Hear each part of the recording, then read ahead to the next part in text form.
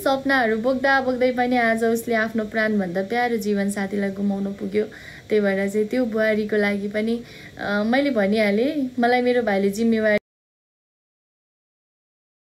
छोडेर गएको।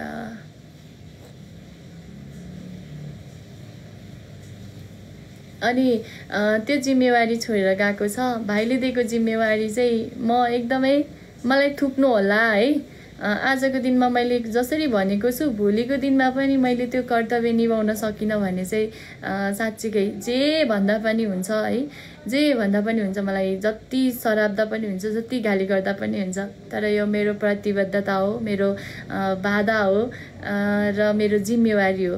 त्यसैले मेरो भदाको लागि, मेरो बुहारीको लागि, अनि मेरो भाइको लागि, मेरो बाबाको लागि, अनि देविका अर्को सदस्य देविका पनि छ हैन। त्यही भएर चाहिँ देविकाको लागि अनि मेरो भदाको लागि, बाबाको लागि, हामी सबैजना अधुरो अपुरो जम्मा भएर बसिरहेछौँ। मैले मेरो आमा गुमाएको छु र मेरो भाइ गुमाएको छु। मेरो भाइले, मेरो बुहारीले आफ्नो श्रीमान गुमाएको छ। मेरो भदाले आफ्नो बाबा र बजु गुमाएको छ। मेरो बाबाले आफ्नो श्रीमती गुमाएको छ। मेरो देविकाले बाबा र आमा दुइटै गुमाएको छ।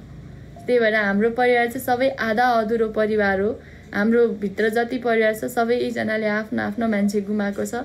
त्यसैले यो सबैजनाको जिम्मेवारी र यिनीहरूलाई पुरा गर्ने जति पनि एउटा जिम्मेवारी दिएर गएको छ। मेरो भाइको आँसुले चाहिँ मलाई सराप्छ क्या। मैले यो मेरो जिम्मेवारी पुरा गर्न सकिनँ भने, मेरो जबसम्म सास रहन्छ तबसम्म मेरो भाइ, मेरो बुहारी, देविका अनि बाबा, यिनीहरूको जिम्मेवारी चाहिँ मेरो काँधमा छ। अब योभन्दा अगाडिको दिनमा मैले जति गरेँ, तर अब आउने दिनहरूमा चाहिँ मेरो परिवारलाई, आधा अधुरो परिवारलाई सबै खुसी दिने चाहिँ मेरो चाहना छ। सबै खुसी जति पनि छ। त्यही भएर चाहिँ चिन्ता नगर्नु होला हैन। भदाको लागि भदाको नाममा राख्दै हुन्थ्यो त्यो पैसा भन्नुभएको थियो। तर त्यो पैसा चाहिँ म भित्राउन चाहन्न, किनकि त्यो पैसा भनेको मेरो आमा मरे बापत दिएको पैसा हो। त्यसैले म त्यो पैसालाई मेरो घरभित्र भित्राउन चाहन्न। मेरो परिवारको कुनै पनि सदस्यको नाममा राख्न चाहिँ चाहन्न। त्यो पैसाले चाहिँ त्यो थोरै एमाउन्ट होला, 5 लाख हैन, तर त्यो एमाउन्ट, त्यो पैसाले कसैको जीवन बाँच्छ भने, कसैले नयाँ जीवन पाउँछ भने त्यसमा चाहिँ म आफ्नो आमालाई आभास गर्नेछु है। मेरो आमा मेरै वरिपरि, नमस्ते सुलोचना दिदी, मेरै वरिपरि हुनुहुन्छ भन्ने आभास चाहिँ मलाई हुनेछ। त्यही नै हो खासमा चाहिँ। त्यसैले चाहिँ म चाहन्छु कि एउटा यस्तो बिरामी होस् जसले चाहिँ एउटा आमा र बुबाको लागि केही गर्छु भन्ने एउटा सपना बोकेको, समाजको लागि केही गर्छु भोलिको दिनमा भन्ने एउटा ठुलो चाहना बोकेको हैन।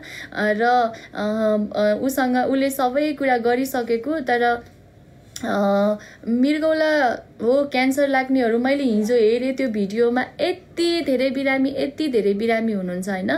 रुन्ची भन्नुभएको छ, ब्रदर मलाई त के गर्नु है, तपाईँ चाहिँ सधैँ हाँसिराख्नु, तपाईँको जीवनमा सधैँभरि खुसी छाइरहोस् है। तर मलाई चाहिँ भगवानले रुन्ची बनाइदिनु भयो। के गर्नु है, समय र परिस्थितिले कहिलेकाहीँ रुन्ची बनाउँदो रहेछ। नचाहँदै पनि रुनुपर्ने रहेछ।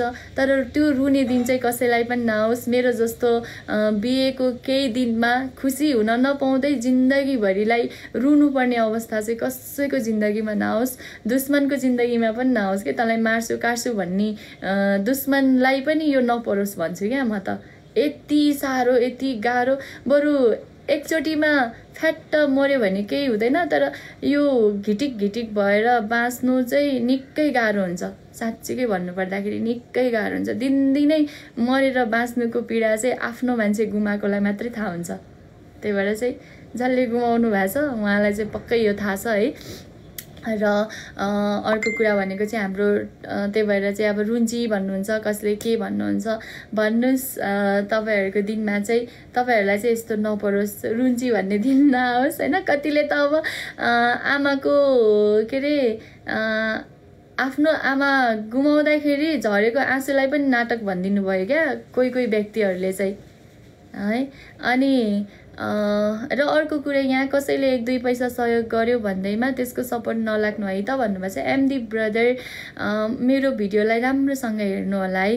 मैले कसैको सपोर्ट गरेको छैन, मैले कसैको पनि सपोर्ट गरेको छैन। सत्य जे हो त्यही बोलेको छु र राम्रोसँग भिडियो बुझ्नुभयो भने चाहिँ त्यो भिडियोमा मैले के भनेको छु राम्रोसँग बुझ्नुहोस् ल ब्रदर।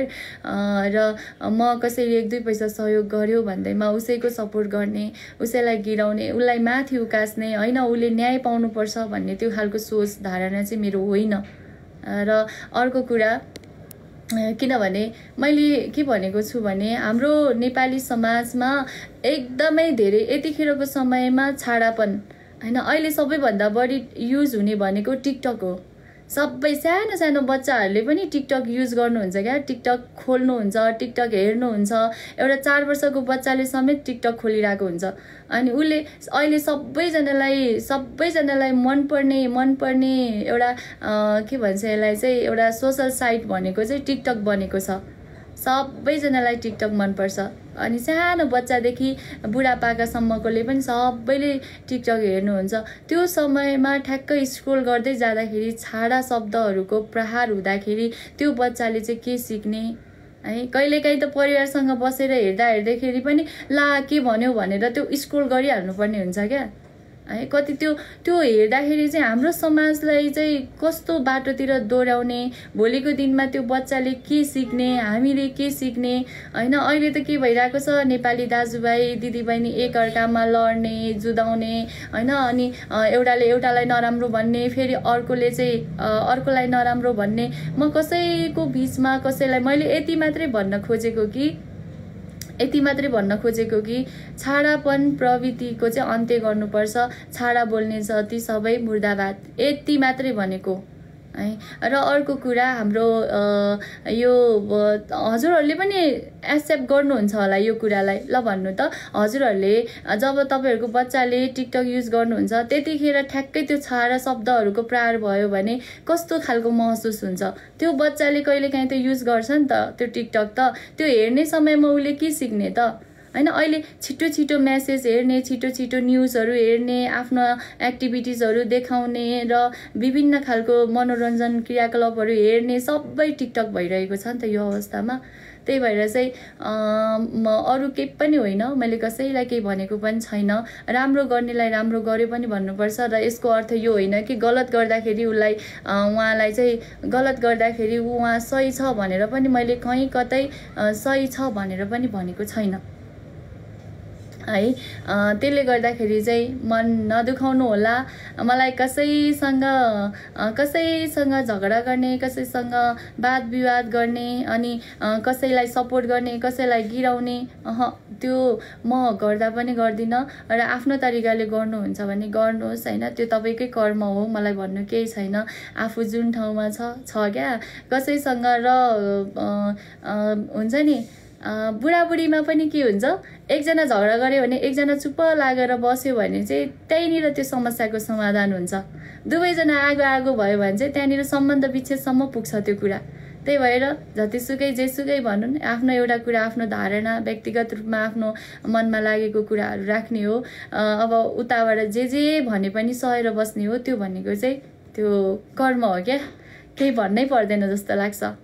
टुक्ली दिदीलाई केही पनि भन्न चाहन्न। उहाँसँग मेरो कुनै सरोकारको कुरा नै छैन है। म कसैलाई केही भन्न चाहन्न, किनकि उहाँसँग मेरो व्यक्तिगत दुश्मनी पनि छैन होइन। उहाँसँग मेरो कुनै लडाइँ पनि छैन। अब म उहाँलाई के भनौँ त, उहाँलाई म केही भन्दिनँ।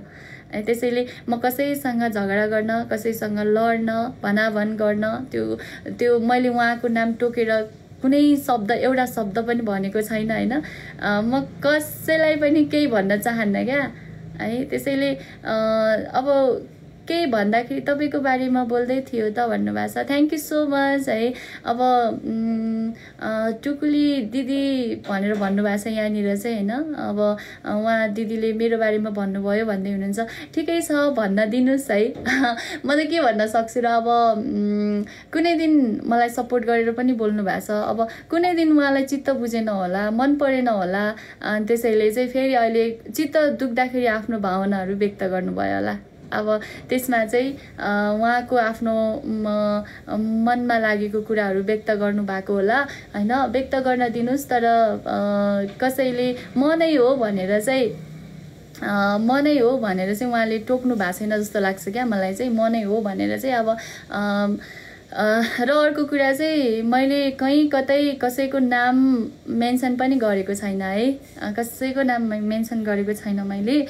अनि उहाँहरू अब दिदीबहिनी दाजुभाइ जति पनि जो हुनुहुन्छ सबैजना मिलेर बस्न जरुरी छ। एकअर्कालाई नराम्रो भनेर होच्याएर बोल्दाखेरि चाहिँ समाजमा, नेपाली समाजमा विकृति विसङ्गति फैलिन्छ र भोलिको दिनमा हाम्रो आउने पुस्ताहरूले चाहिँ के सिक्ने। यति मात्रै हो। हजुरको फोटो राखेर बनाएको छ सिस भन्नुभएको छ। ठिकै छ ब्रदर, इट्स ओके है। हामीले चाहिँ कहिलेकाहीँ धैर्यता भन्ने नाम पनि छ क्या। कहिलेकाहीँ आगो भयो भने सबै कुरा के हुन्छ, बिग्रिन्छ। त्यही भएर चाहिँ कहिलेकाहीँ सम्हालेर बस्नु पनि जित हो क्या है। त्यही भएर चाहिँ अब होइन भन्नुहुन्छ, उहाँले मात्रै होइन अब सबैजनाले पनि होइन, केही चित्त दुखेको मान्छेहरूले चित्त दुख्ने बेलामा भनिन्छ सायद। त्यही भएर चित्त दुख्यो होला भन्नुभयो होला, आफ्नो ठाउँमा छ है। अब मलाई नै भनेको भनेर अब म पनि वाद विवाद प्रतिवाद गर्न चाहिँ म चाहन्न कसैसँग पनि, सरी। अनि तपाईँहरूले पनि त्यो कुराहरू इग्नोर गरिदिनुहोस् है। मेरो कारणले गर्दाखेरि चाहिँ कसैसँग गएर हो मलाई माया गर्नुहुन्छ सपोर्ट गर्नुहुन्छ भने चाहिँ मेरो लागि गएर झगडा नगरिदिनुहोस् प्लिज। म त त्यही भन्छु, यदि मेरो लागि मलाई माया गर्नुहुन्छ भने चाहिँ प्लिज कसैकोमा गएर मेरो पक्षमा लिएर अर्को पक्षलाई चाहिँ नराम्रो नभनिदिनुहोस्। म त त्यही चाहन्छु, मेरो चाहना भनेको चाहिँ त्यही नै हो। हजुरहरूले मलाई साँच्चीकै भित्री मनदेखि माया गर्नुहुन्छ भने चाहिँ, यदि मेरो सपोर्टर कोही हुनुहुन्छ भने चाहिँ मेरो मलाई राम्रो बनाएर अरू कसैलाई नराम्रो नबनाउनुहोस् भन्छु क्या म चाहिँ। किनकि हामी सबैले आफूले आफ्नो आफ्नो कर्म भोग्ने हो होइन, र आफ्नो आफ्नो कर्म भोग्नु पनि पर्छ। र भोलिको दिनहरूमा चाहिँ पछुताउन नपरोस्। नै ब्रदर न तुलना जाम्पा तपाईँ र तिनीहरूको तुलना छैन होइन, इट्स ओके हुन्दिनुहोस् है। त्यो भनेको माथि भगवान्ले गर्ने मूल्याङ्कन हो क्या, भगवान्ले गर्ने मूल्याङ्कन हो। त्यही भएर मेरो पक्षमा लिएर चाहिँ मलाई माथि राखेर अरू कसैलाई तल झार्दै हुनुहुन्छ भने चाहिँ त्यो काम राम्रो पनि होइन। त्यही भएर चाहिँ प्लिज अब मैले गर्नुपर्ने मेरो आफ्नो कर्तव्य थियो, मैले गरेँ। अब मागेर होस् कि होइन, अब आफ्नै तर्फबाट होस् कि मैले, मेरो जिम्मेवारी थियो एउटा, ममा अलिकति भए पनि मानवीयता थियो, मैले गर्नुपर्ने त्यो मेरो कर्तव्य थियो, मैले गरेँ होइन। अनि त्यसमा चाहिँ अब जसले जे भने पनि चाहे उसले मागेरै गर्यो जसले भन्नु होला होइन। अनि आफ्नो गोजीबाट गर भनेर कसैले भन्नुभयो होला होइन, यसले अरूले दिएको पैसाले त गर्यो भन्नुभयो होला। अब त्यो कुरामा म चित्त दुखाउँदिनँ, किनकि जे गरेको भए पनि कसैको जीवन बाँचेको छ, उहाँहरू खुसी हुनुहुन्छ है। उहाँहरूले चाहिँ मलाई भगवान् सोच्नुहुन्छ। त्यही भएर चाहिँ म यही कुरामा खुसी छु कि आज उहाँहरू जीवित हुनुहुन्छ र आफ्नो दुनियाँमा खुसी हुनुहुन्छ। त्यो कुराले चाहिँ मलाई एकदमै प्राउड फिल हुन्छ। कसले के भन्यो भनेर चाहिँ म चित्त दुखाउँदिनँ। अब भन्नेले धेरै कुराहरू भन्नुहुन्छ र हामी मान्छे हो, मान्छे भइसकेपछि मान्छेबाट कहिलेकाहीँ गल्ती हुन्छ, मबाट पनि होला। तर एउटा सुध्रिने मौका चाहिँ जो कसैले पनि पाउनुपर्छ र हुनु पनि पर्छ भन्ने मात्रै सोच हो।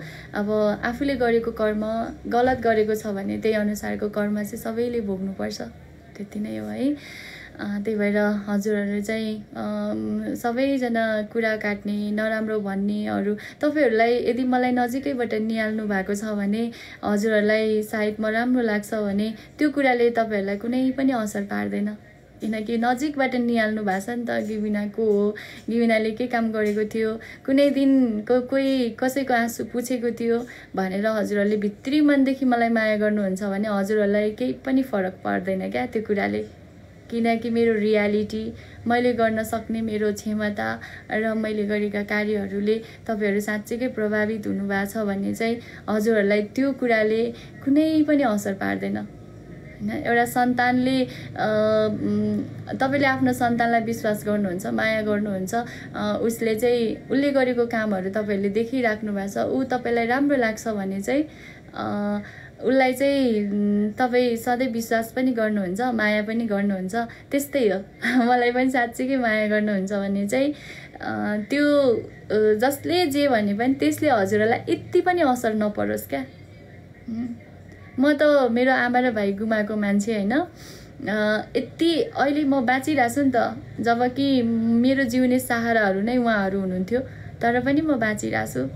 त्यसले गर्दाखेरि उहाँहरू बिना त म बाँच्न सकिरहेको छु भने सानो सानो कुराले चाहिँ मलाई त्यो अब मैले यत्रो ठुलो पीडा त सहेर म बाँचिरहेको छु भने पछाडि सानो सानो कुराले चाहिँ मलाई असर पर्नु हुँदैन जस्तो लाग्छ है। त्यही भएर चाहिँ हजुरहरूलाई पनि असर पर्नु हुँदैन त्यो कुराहरूले है। साँच्चीकै यदि ट्रु लभ गर्नुहुन्छ, ट्रु माया गर्नुहुन्छ भने चाहिँ। र अर्को कुरा, हजुरहरूको मन कसैले दुखाउन चाहेको छ हैन, तपाईको मन कसैले दुखाउन चाहेको छ र तपाईको मन दुख्यो भने चाहिँ उहाँहरूको टार्गेट सफल हुन्छ। किनकि त्यो व्यक्तिले तपाईकै मन दुखाउन चाहिरहेको हुन्छ नि त। यसलाई कसरी हुन्छ, यसको मन दुखाइदिउँ, यसको चित्त दुखाइदिउँ भन्ने भइरहेको हुन्छ। फ्याट्ट तपाईको चित्त दुख्यो भने चाहिँ उहाँको जुन टार्गेट थियो, जुन उद्देश्य थियो, त्यो सफल हुन्छ। त्यही भएर चाहिँ आफ्नो मनलाई सम्हालेर राख्नुपर्छ भनेर चाहिँ अहिलेको सिचुएसनमा म आफैलाई कोसिस गर्दैछु क्या सम्हाल्ने, आफ्नो पीडाबाट मुक्त हुने र आफूलाई कसरी सम्हाल्नुपर्छ। किनकि मेरो पछाडि मेरो परिवार हुनुहुन्छ क्या। त्यही भएर चाहिँ कोसिस गर्नुपर्ने रहेछ।